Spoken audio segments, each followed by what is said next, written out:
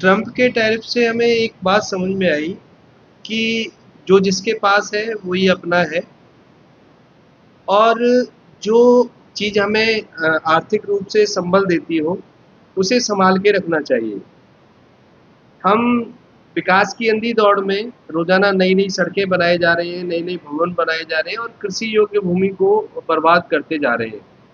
आने वाले समय में हमारे पास बहुत ही कम कृषि के लिए भूमि रह जाएगी और कृषि हमारी अर्थव्यवस्था का एक आधार स्तंभ रहा है। जब बड़े-बड़े देशों की बड़ी-बड़ी अर्थव्यवस्थाएँ धराशायी हुईं, तब भी हमें कृषि ने सँभाले रखा और हम धराशायी नहीं हुए। इसलिए हमें अपनी कृषि को सँभालना चाहिए, क्योंकि जो इंफ्रा बनाया जा रहा है उसकी वजह से और कुछ किसानी के घाटे की सौदा होने की वजह से किसानी पीछे हटती जा रही है, खेती की भूमि घटती जा रही है और लोग बाग किसानी की तरफ रुख नहीं कर रहे हैं। तो हमें अपने किसानों को सँभाल के रखना पड़ेगा, साथ ही साथ हमें अपनी कृषि भूमि को भी बचा के रखना पड़ेगा, क्योंकि हम खाने को अनाज कहीं से भी तब तक ला सकते हैं जब तक ये इस तरह का ट्रम्प वार शुरू ना हो जाए। मान लीजिए कि हम बिना कपड़ों के या कम कपड़ों के रह लेंगे या हम बिना गाड़ी घोड़ों के रह लेंगे या बिना मोबाइल के रह लेंगे, लेकिन बिना खाए नहीं रहा जाएगा।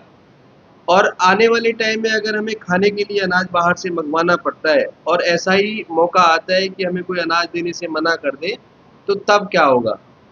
तब बड़ी दिक्कतें हो जाएँगी और ये भी एक कारण होगा, एक परोक्ष रूप से युद्ध होगा, जो किसी को घुटनों पे ला सकता है। तो इसलिए हमें अपनी किसानी और खेती बचा कर रखनी चाहिए।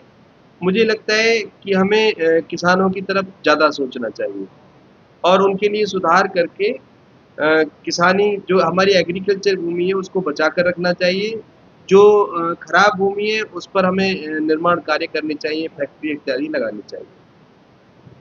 आपको क्या लगता है कि ऐसा होना चाहिए या नहीं?